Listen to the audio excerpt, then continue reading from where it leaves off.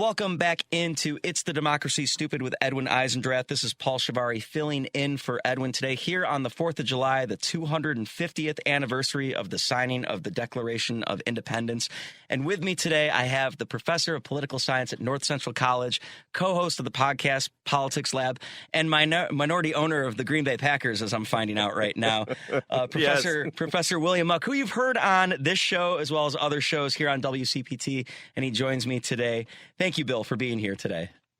Hey, Paul, it's a pleasure to be here. Happy 4th of July. What a good day to have an important conversation. Happy 4th of July. And going into this 4th of July, I feel like there's like a malaise in this country of all of the people on the left side of the political aisle that are just kind of like, this is a nice celebration, but we're kind of in the middle of something with the state of this country right now, and all the people on the right celebrating this, despite the fact that you see this state of, the state fair in Washington, D.C. that nobody's showing up for. The reflecting pool is chipping away, and people are being blamed for its shoddy craftsmanship. But Professor Muck, could you tell me in your own words, what's the state of the union right now here on July 4th, 2026? I think it's not a particularly good one, right? As we think about, I've always been a huge fan of the 4th of July. It's just a wonderful holiday. And we think about why so many of us love the 4th of July. It's because it has traditionally been a nonpartisan celebration of who we are, and most importantly, who we are as a political system, right? So the 4th of July is celebrating the political system we created, our democracy, liberty, the founding fathers, the revolution, all of that, which is separate from any sort of ethnic identity or religious identity. The idea is that we come together as a country and celebrate our democracy. And that's so distinct. You think about other parts of the world where, identity matters, ethnicity, all race, all of those things. Like, this is one of those holidays where we celebrate a political system. And as you noted, it's become more difficult to celebrate that because the Trump administration, I think Trump in particular, has made sort of patriotism partisan. And so I think that it's hard to celebrate these sort of civic days when partisanship is such a heavy sort of hangs over all of our head right now. So again, I'm still trying to enjoy, but it's more difficult to enjoy given the sort of difficult place we all find ourselves. It feels like in the Trump era, going back at least 10 years now, that the Republicans have kind of co-opted patriotism. And do you feel that the Democrats aren't taking the initiative to try and take that back and make it kind of bipartisan? I think they've tried, right? So when you think about national conventions, they bring out all the flags and everything, but it's more difficult for them to do so. And I think some of that is the nature of Democrats, right? Democrats tend not to be the ones who love to be out with the flags and celebrating those kind of dynamics. It's just a different ideological focus, and it plays so well for Republicans when they do this. But again, it's unfortunate because it pulls that ability to unite everybody. And again, to his credit, Trump has been very, very strategic in leaning into sort of this traditional sense of patriotism and flag. And then the net effect is like many of us have been left on the outside of that because we feel, if we're out there waving our flag, it almost feels like a political sign now, right? If you put your flag out, is that any different than wearing the MAGA hat? And it's a sad place that's sort of where we're at right now. I suppose it helps that at least like Trump has his own flags and his own sort of branding that at least like takes it away from, the iconic look of the Stars and Stripes and Old Glory. But I don't know. How do you think we got to this point, though, where, kind of the Democrats kind of losing their patriotism in identity? And while in the meantime, I know the probably obvious answer of this of how we kind of lost our democracy under Donald Trump. Yeah, well, and I think some of this also, I think the Democrats are a little bit responsible for this as well, because there is an element of elitism in the party where, a lot of us shy away from that kind of stuff. And Trump saw the opportunity to lean into it, and we've seen this in other parts of the world as well. Go down to Brazil, Bolsonaro, the former president, he did all of this. Like, he leaned into the flag and it had that effect of dividing the country. Now, I think moving forward, you've got to find a way to sort of step outside of this traditional partisanship, and Democrats have to embrace the idea of celebrating the country. And hopefully, we move past some of sort of in some ways, all this Trump partisan stuff and sort of, it's so over the top, right? Hopefully we can find a middle ground where we can celebrate the country and not celebrate it in such a partisan way, because I think everybody wants to enjoy that. Well, I mean, obviously controlling, the Supreme Court, regardless of their decision on birthright citizenship, which went against what Trump wanted, and he's still so confident that he can get his way on the matter. But just having the legislature, the executive branch, and the judicial all leaning right, do you foresee the Democrats losing in the midterms and that sort of right-leaning majority still is retained in all three branches? It's a really important question. I mean, it's hard to know for sure, but I think this sets up well for the Democrats to take back the House. The Senate is a different conversation, right? The institutional structure of the Senate is going to make it more difficult, and you hear Democrats talking about they see a pathway to taking the Senate back. It's a difficult pathway. I think winning Texas is still really difficult, but it's possible. So I think there's a way that you can get the House back. I think that's more than likely. And when that happens, you start to you slowly shift that balance of power. But your point is really an important one.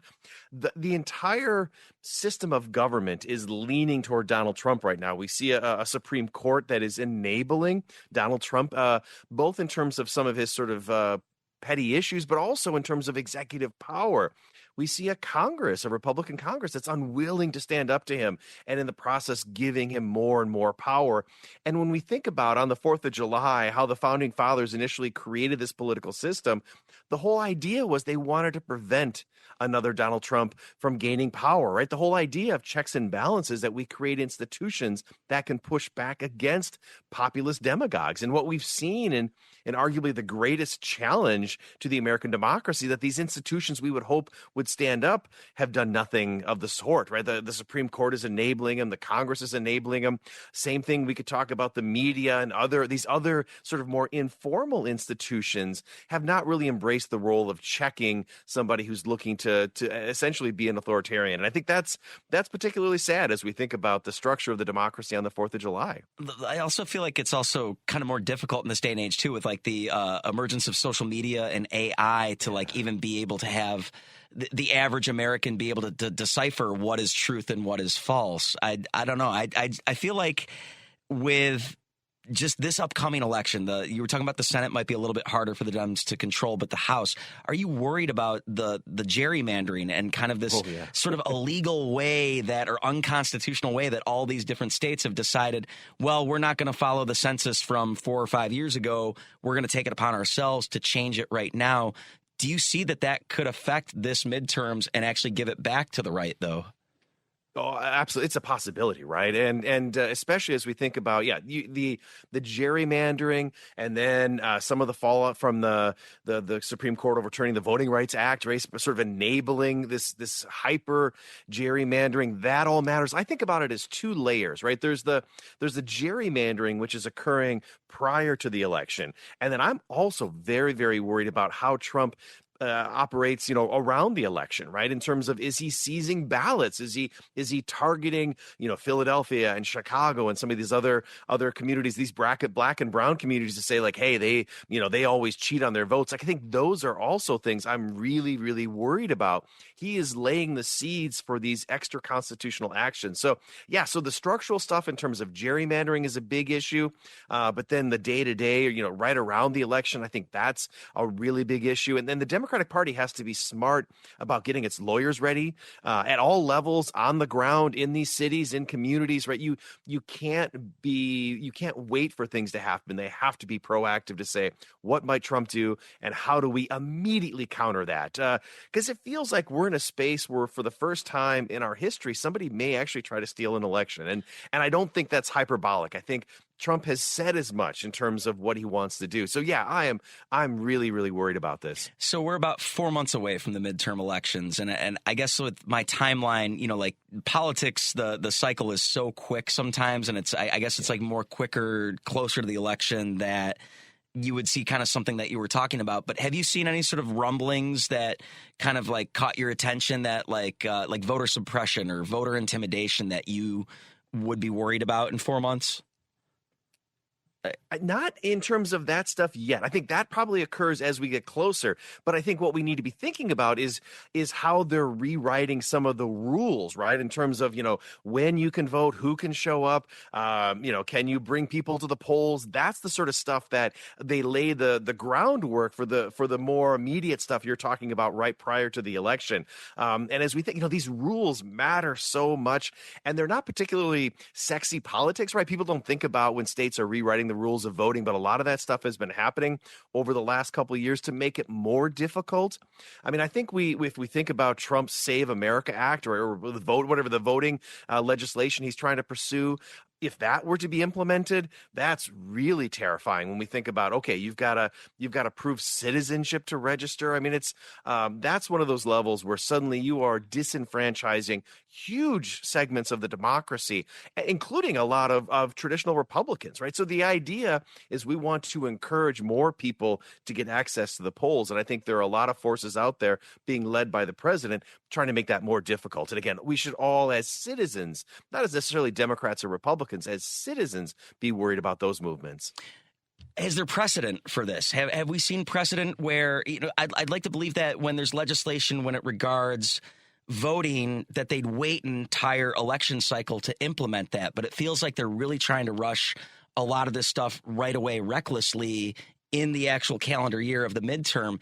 Is this something that's just kind of unprecedented that they be fast tracking this? Definitely. As we think about, especially thinking about in terms of like the gerrymandering, the redistricting, all of that, the census is every 10 years. And so when that happens, there was always a lot of contentious politics surrounding that. But we've never seen this sort of in, mid-election as things are going. Let's try to change them in the process. Everything is occurring much more quickly. And that creates the space for manipulation, for abuse, and for disenfranchisement. Like all of those things are really, really concerning. And I think largely because there's a tolerance on the right to many of these practices. It used to be that, there was a bipartisan consensus like, hey, we want to encourage people to vote. And maybe behind the scenes, there was a little bit of trying to, make it more difficult to vote on the Republican side. But in general, now there's just no bipartisan consensus that we should have a free and fair election. That's sort of gone away. Those norms have gone away. And I think about all of the dangerous things that have emerged from the Trump presidency, in particular. The second one is these democratic norms eroding. Those are hard to fix. It's hard to go back and start over when you undermine these sort of core democratic principles and norms. I know Trump's trying to hijack, other legislative efforts in order to push the SAVE Act. Do you foresee that could actually happen since they do have the numbers with the majority in the House and possibly hijacking the Senate to at least, I don't know if there'd be any Democrats that would vote for that, but right. Do you foresee that we would be maybe in like another sort of holding pattern or government shutdown or something of the like in order to get the SAVE Act finished? This is a real test for the Republicans, right? Especially Senate Republicans, because they've sent a message to Trump. They're not going to do this. He doesn't have the numbers yet. And that's encouraging, right? At least when you come to this, they say, hey, we're not going to do this because it's bad for everybody. Now, what happens, though, is Trump is going to continue to use fear and pressure to try to get them to cave. And he has been very successful using fear. Now, the question is whether that's starting to fade a little bit, right? Can he still call people out? Can he still put his thumb on the scale for all of these things? I certainly hope not, because it does feel like some of his power is starting to drift a little bit. There's more criticism of him. He seems less effective. It's hard to know whether it's age or, sort of these delusions of authoritarian grandeur are sort of undermining him. But it seems like Senate Republicans are less likely to go along with this. Now, even if that's the case, it doesn't mean he doesn't try to do some of this via executive order. Now, I think the courts would likely throw a lot of that out, but that's a lot of trust we're putting in courts, and in particular the Supreme Court. So I would like to say there's no chance any of this happens, but I didn't think, a lot of these things that have happened would actually happen, right? I didn't think we'd give immunity to presidents. Before that decision came down, I said, there's no way this is going to happen. I was shocked that the birthright citizenship case was 5-4. I mean, so many of these things should have been no-brainers, should have been 9-0, and we're in this world where we can't assume that's going to be the case anymore.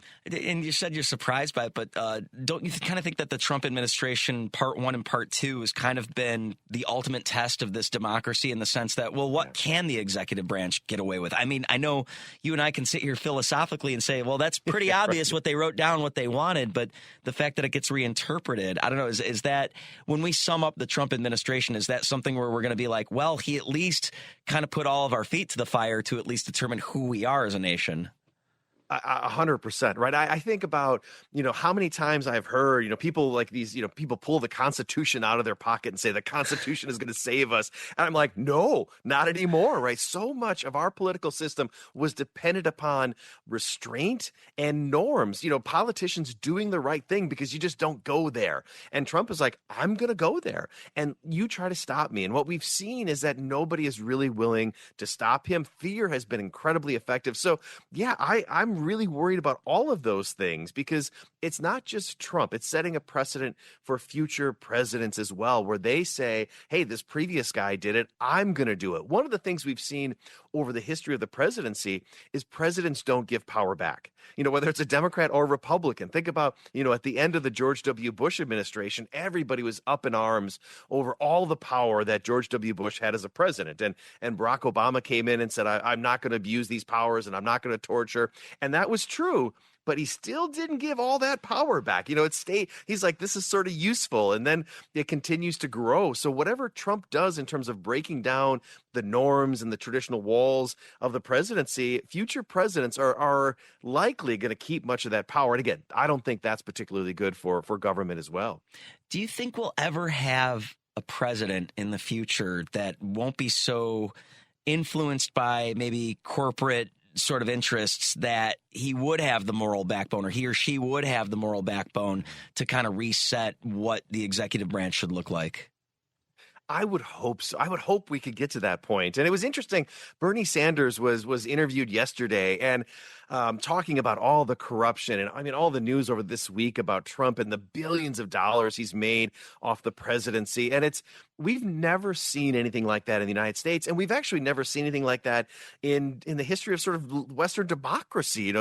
Silvio Berlusconi, the old prime minister for Italy, was the only thing that was close to it. And Trump is far beyond that. And so they were asking Bernie about this. And he went on and he said, you know what? I'm really optimistic about what's happening at the ground level. I'm really excited about young people who are tired of this corruption, tired of this mismanagement.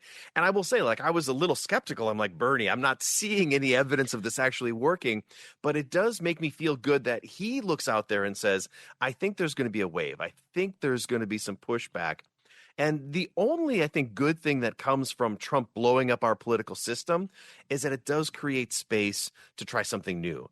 And if Democrats just say let's go back to the old system, let's go back to, Joe Biden and let's go back to Bill Clinton, that will be a terrible mistake because Trump has broke everything and it creates an opportunity to rebuild. And so my hope and what I would encourage Democrats to do is to do what you say, start thinking about some of these problems and how do we address inequality? How do we address corruption? How do we address a hyper-partisan political system? How do we become pragmatic problem solvers? I would love to see the Democratic Party seize upon that opportunity and do some of those things. Well, it seems like the shift in the party itself is going kind of to the extreme left, the democratic socialism.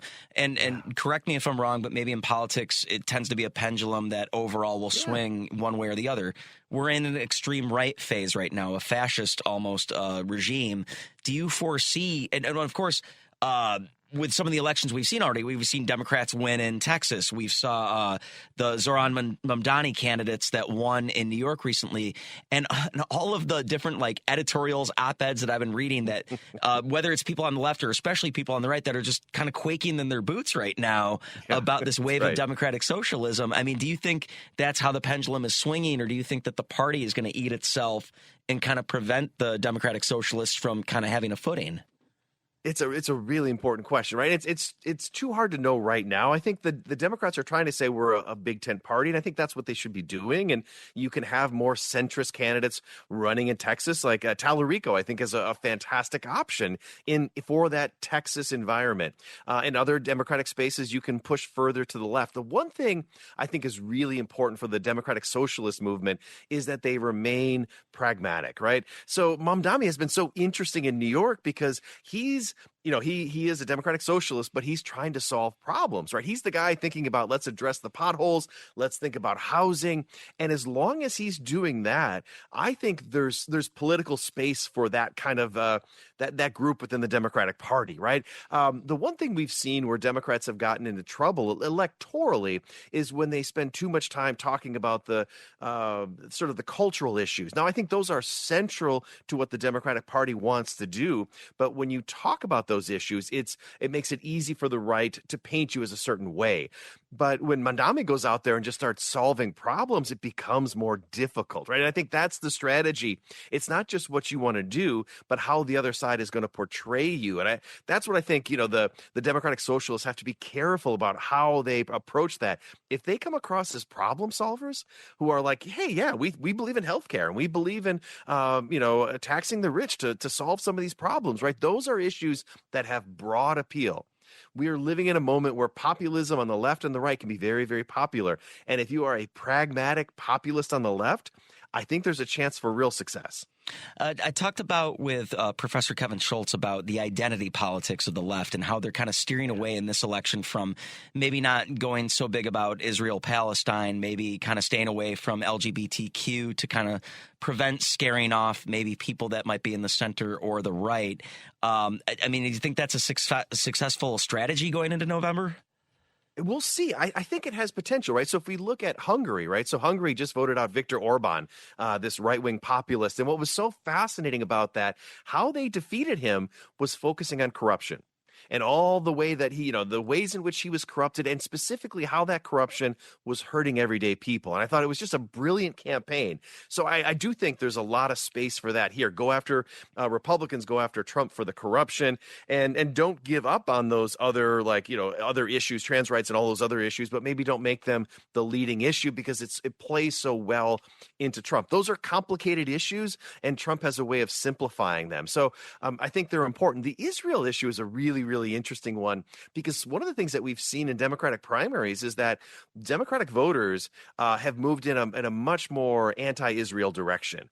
And I think as we think about foreign policy moving forward, I think the Democratic Party is going to be much more critical of Israel. I think conversations about withholding aid are going to be much more central. I think those things are also going to occur on the right moving forward. But I think if Israel is going to be worried about this because there are a lot of people saying we shouldn't be using U.S. taxpayer funds for weapons that are targeting Palestinians and engaging in war crimes. Like that conversation is occurring.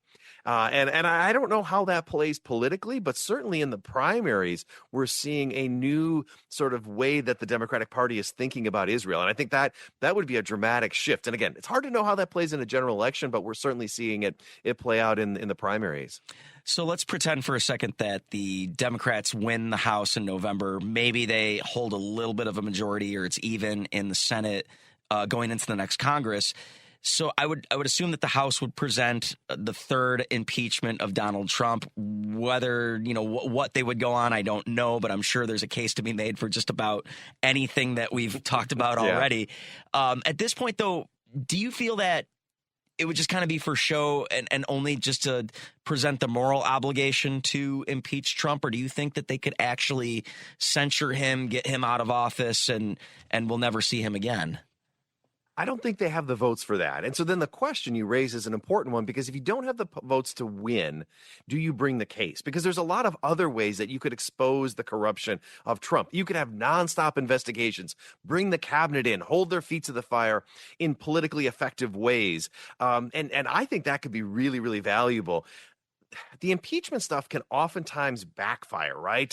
So I think they would have to be real careful about how they're going to proceed. Now, I think there's more than enough evidence on just a whole bunch of issues for impeachment. I think the president should be impeached. I think I would hope that he could be removed, but the Republicans probably aren't going to do that. And if that's not going to happen, then be strategic about how you expose Trump, the corruption, all of what's going on here, the family connections, all of that. I mean, it's hard to wrap your head around all of what's going on right now in terms of the Trump family, the Witkoffs, the Kushners. I mean, we've never seen anything like this. So, hey, let's expose some of that and have real conversations about it. And there's part of me that thinks the impeachment process may take away from that. Use the power to carry out investigations and expose it, and maybe save impeachment unless you think you got the numbers. I would like to believe that there will be a point in time where Trump will be in the rearview mirror. When that happens, or when it's looking like that's approaching, do you foresee that there will be people within the Republican Party that are going to start turning away from him and start maybe saying, "Oh, I was never with him," or I guess essentially what we saw with like Thomas Massie, how he got pushed out, but he was very vocal on some of the things that he disagreed with Donald Trump. Do you foresee more people kind of stepping up and doing that, and are just too afraid to right now? Yeah, definitely. When he goes away, the fear of Donald Trump will lessen, right? And so I think that can enable Republicans to try to recapture their party. But just like the Democrats, they're not going to go back to Mitt Romney and that sort of philosophy. And then the thing I spend a lot of time thinking about is what happens to Trumpism after Trump? Because he's an ism now, and Trumpism is going to persist because, I mean, J.D. Vance, even Marco Rubio, Marco Rubio has sold his soul to the devil and leaned into Trumpism. And so this idea and this ism is here, and it's probably here for a while. So I don't know how that looks moving forward, but I think it's here. It's certainly a contingent of the Republican base right now. So even after Trump, I think we have to contend with Trumpism, but it might look different. It might be a little bit different, but I think the core element is going to be with us for a while. And again, I think that presents some real opportunities for Democrats to say, like, hey, is this what we want to do? Do we want to continue to spend all of our time talking about, who's playing what sports? Do we want to continue to spend all of our time doing this? Or do we want to talk about solving problems? So again, an opportunity for Democrats. But yeah, I think Trumpism is going to outlive Trump himself. And I know we're way early on it, but how do you foresee 2028 going down? Is it going to be President Trump trying to go for a third term? Will it be President Vance trying to defend his administration? Will it be infighting between Vance and Rubio for the nomination in 2028? Will J.B. Pritzker have a shot versus Gavin Newsom or Cory Booker or Wes Moore or whoever is on the left? How do you foresee it going down? I know it's way early. Yeah. I'm not going to hold you to a prediction. And, and I know things could change in the last 3 months before November of 2028. But how do you see it about 2.5 years ahead of time? Yeah, I think the question we have to start with is Trump on the ballot? And I know everybody says, oh, there's no way he's going to be on the ballot. I see Trump 28 flags wherever I go out in the sticks. It's crazy to me. Exactly. 100%. And people don't authoritarians don't do the sort of things that Trump has done and then just leave office, right? Think about all the authoritarians they do many of the same things that Donald Trump has done, and they don't walk away. So it's possible that Trump says, all right, I'm done. But I think that's the first question. Does he try to get around this? Does he try to find a way onto the ballot? I think there are a whole host of things. So that's the first issue. And I'm not convinced that he is simply going to walk away. I hope he does. But I think that's the first question. Then the second question is, if he does walk away, where do we lean? And again, the leading contenders are, we're thinking about Rubio and Vance and how that plays out. I will say, J.D. Vance still doesn't strike me as the same sort of politician as Donald Trump. He's tried to emulate Donald Trump. He's just not as good at it. I think, it could be Rubio. He sort of positioned himself interestingly. He stayed out of the fire a little bit. But we also might see somebody from the right wing, media environment jump in, a Tucker Carlson, right? I think about the one individual who stayed loyal to that original sort of mega base ideology has been Tucker.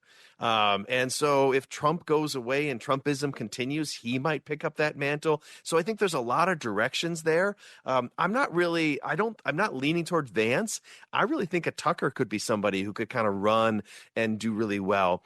On the Democratic side, I think this is also really, really fascinating and probably too early to know anything tangible because we see sometimes these candidates emerge, like a Barack Obama didn't emerge until late in the process.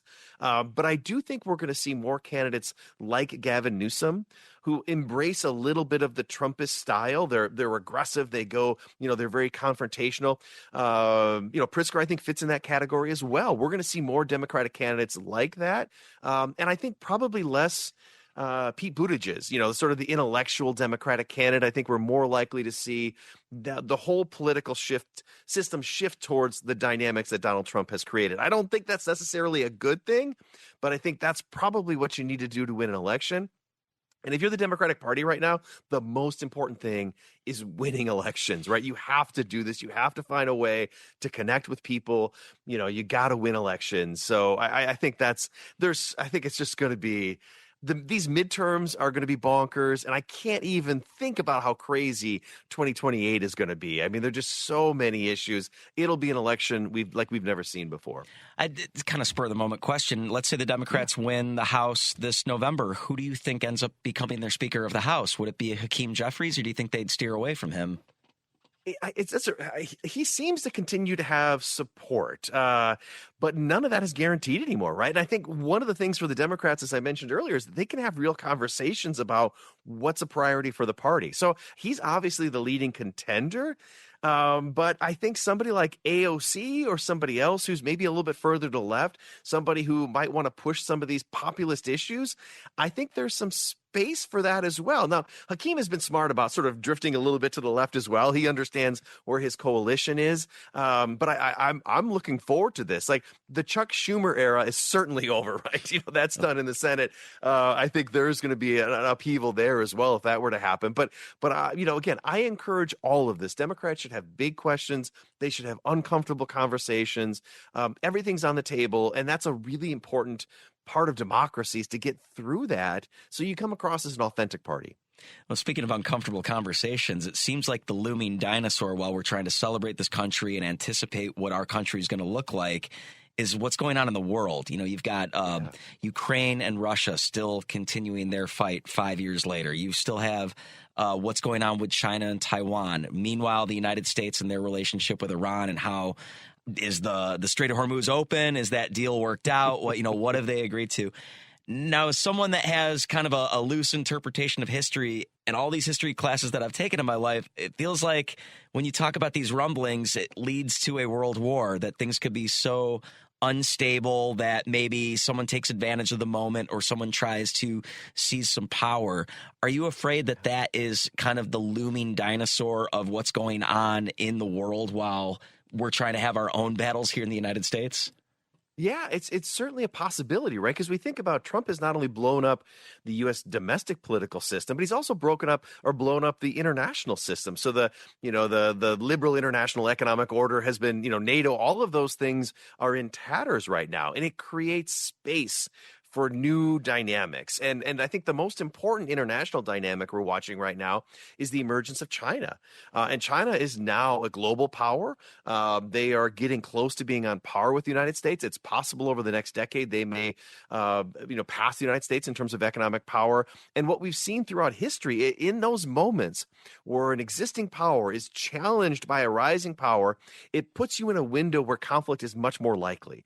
Throughout history, we've seen that. Now, one hopes that this era of globalization and technology and all of that maybe tamps down some of those incentives, but we should be honest about the fact that we're entering an era of uncertainty, unpredictability. There are a lot of international actors that are now doing things because the United States is no longer trying to control or dictate or manage the international system. So there's a more chaotic element to that. And anytime that enters the arena, yes, the possibility of conflict emerges. Now, the follow-up question is that what does conflict look like in the 21st century, right? We watch what's playing out in Ukraine and between Ukraine and Russia right now. So fascinating the way in which technology and drones are fundamentally altering that conflict. In many ways, that feels like World War I, where the casualty rates are skyrocketing, but that's because of this technology. It's like drones are the new like machine guns, right? And so all of these questions are up in the air. I guess you couple that too with the fact that it's not so much infantry wars like it used to be, but then you hear sources saying that Russia might have lost 500,000 soldiers through this, this encounter with Ukraine. You're right though. I think like we look at what would a World War III look like, or how would it play out? Like, would we as civilians be enjoying our casual everyday lives while the world is completely falling apart? I don't know. Yeah, right. And yeah, do we have our soldiers actually fighting anymore, or is it all drone warfare? I think one thing we've learned from the U.S. war with Iran is that the military might isn't as decisive as it once used to be. So, the United States is so much more powerful militarily than Iran, but that hasn't mattered. And I don't know if we're at the end of this conflict, but as we look at it right now, Iran really has tremendous amount of leverage. It feels like Iran may not have won this war, but they certainly didn't lose it. The United States is losing this war, and a lot of that is because of technology and the inability of these sort of more traditional military means to change the environment on the ground. So there are so many things that are different now, and I think if you look at the Iran war and you look at the Ukraine war, it gives us a preview of what that might look like. Again, drones, technology, cyber warfare, all of these things are the future of warfare. Oh, it's so interesting. Before I let you go, minority owner of the Green Bay Packers, that's news to me. I want to say I heard you say that you were a Packers fan once, but what's the backstory on that? Are you a Wisconsinite? I am. I'm a cheesehead, Okay. and yes, actually grew up in Milwaukee, and my dad actually he has the old Milwaukee season tickets, so we go up. My dad who's 83 we still go to Packer games, and it's not something I generally share in Illinois. It's a tougher audience down here, but yeah, definitely. And then the last time the Packers had where they were selling their stock, I got a share. So I have one share of Green Bay Packers stock. That everybody's probably just turning the radio off, Paul. They're like, oh, who's this guy? But yeah, no, I think it's hilarious. That's really neat. I didn't know that I was talking to an NFL owner this entire time. That's right. Yes, he's Professor William Muck. He is a professor of political science at North Central College. Also co-host of the podcast Politics Lab. You've also heard him on various shows here, whether it's Joan Esposito, Edwin's show. He fills in from time to time. Bill, thank you so much for joining me today. Thanks so much for having me, Paul. I really enjoyed the conversation. Awesome. Have a happy 4th of July, and I hope to talk to you again soon. Sounds great.